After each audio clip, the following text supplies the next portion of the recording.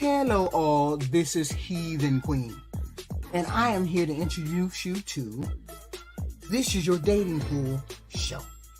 Here we highlight the bandits, the delusional females, and the all-around degeneracy. These people are out here mating, breeding, bringing children into the world with no care and concern for anything else.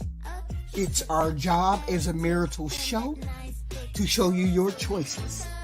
These are your people in your dating pool. Number one. It's okay for a man to say I'm going 50-50 until I get taken care of, or 50-50 till death. What you mean? Like, if I'm a man, or like how women say all the time, like, yeah, I want to get taken care of, but I'm gonna definitely go 50-50, like, up until that point. But I feel as though, as a man, we should all go 50-50 no matter what, because you just want to be in position to take care of yourself. I think that's a conversation based on the person. Honestly, like, if I was with a person and I'm really, like, messing with them and we're, like, together and we agreed to do that to the end, and that's that, because their other income we can use on each other to do nice things for each other, all that good shit. As long as the money, at the end of the day, is, like, coming together in some way, shape, form, or fashion, yeah. See, they got y'all trained. See, these bandits got y'all motherfucking trained. First off, you shouldn't even be up there with that fucked up red bonnet you got on. If you motherfuckers gonna be bitching at us women about wearing bonnets in public, you need to check your motherfucking Pookies and Ray Ray and tell them to stop wearing the motherfucking red bonnets. That bullshit looks stupid as hell. Especially when they pull that motherfucker off and the motherfucking waves in it. Stop wearing that shit. Second, braces for teeth are cheap as hell. What the fuck is going on with your mouth? What the fuck is going on with your mouth? They have payment plans for motherfucking braces. Enough said on that, okay? Don't bring your ass up here unless you got some braces on. Number two, that motherfucker got y'all trained. Ain't no such thing as 50-50 in my world. You gonna pay all the bills. You coming home to me, we living in the same house, you fucking me, you paying 100% of the bills. It is what it is. Don't ask me about no motherfucking 50-50. Don't ask nobody about the 50-50. You specifically don't ask nobody about no motherfucking 50-50. Cause you is the only motherfucker that's gonna be paying up in this bitch. Men like you pay all the bills. Because you gonna be grateful that I'm coming home and letting you fuck me. That's why you paying 100%. You better get your ass out of here. You better know your lane. This right here, this is the picture that you need to look at. And this is a fucked up picture. Cause see, when I see people like this, I think, damn, they poor.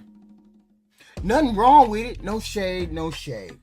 But my motherfucking nail and hair budget is at least $400 every 2 weeks.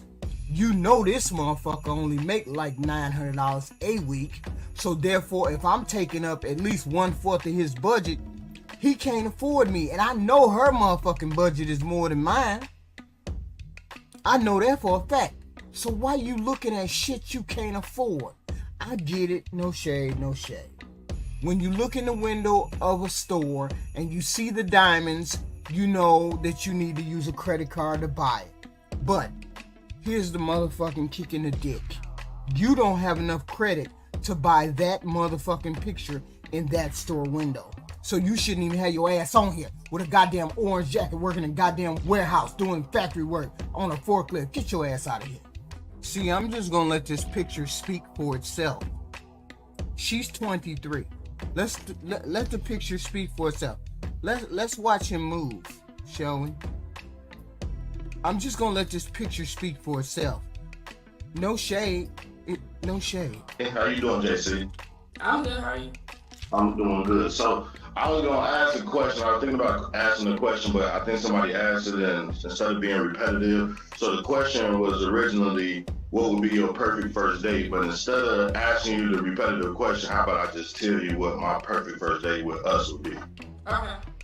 So, small little background. I live in Chicago right now. I'm from Atlanta. So I'm gonna give you 2 dates. I'm gonna give you, it'll be your choice whether you wanna come here or whether our first encounter would be in LA. So I've been to LA once, but I'm like really good at planning trips and shit. So my first date with you, if it was for me to come to you, would be, I don't know if you ever heard of this place called Catalina Island, but Catalina Island is like 30 minutes off the coast of Long Beach. So they have like a little tour that I was looking at. I never got to do it, but it would be a nice first date, I guess. So it's like you can either take jet skis across. I would rather do the jet skis tour because it's a little adventurous. I ride motorcycles, so I love motorcycles. So to me, a jet ski is a motorcycle on water. But if you want that adventurous, then we can do the boat. But all right, let's stop right there. See, this is one of these motherfuckers that is scary. See, because they know they know how to talk a motherfucker out of their panties. You see that motherfucker ain't stopped talking since he got on the motherfucking screen. He ain't stopped talking. That's how motherfuckers get talked out of their panties by old ass ugly niggas. You see she ain't opened up her mouth to say pineapple yet, has she? That don't mean she ain't gonna open her mouth and say pineapple. But see, this motherfucker is so fascinating with the shit that he's describing that she ain't even thought to say pineapple yet. See, I look at a motherfucker before he get on there, cause I already know a motherfucker wanna be distracted. I looked at that fucked up beard, them glasses, that motherfucking blue shirt, and that goddamn pearl necklace. I looked at all that shit and said, fag. Next. It's no introduction. Been watching, so you know my friend by now. Shit, excuse my language. JC, sorry, I almost get nervous. I just got off work. I work insurance. JC, what kind of work you in? I work for tech in Apple. Hey, Tech support. what you mean by tech? That's broad. Well, I help people with their iPhones if they need help trying to get into any little thing. See, I don't like it when I in the middle of the night, right?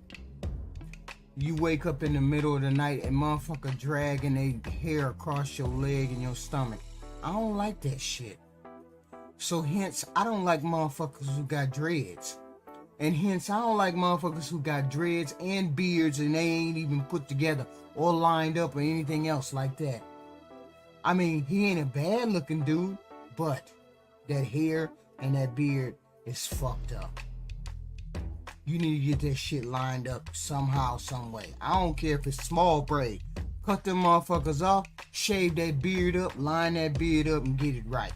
Cause you can have a decent looking face under there, but you looking fucked up.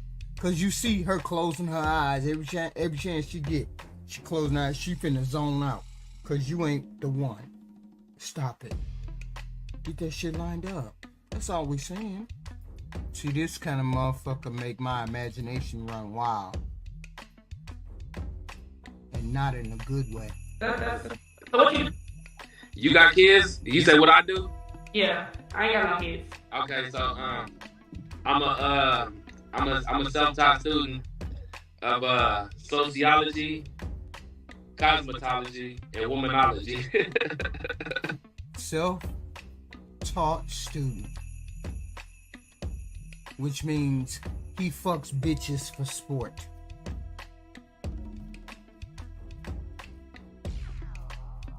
See, he make my imagination run real wild because, see, I get to thinking of motherfuckers swinging out of trees with machetes and shit like that when I look at him.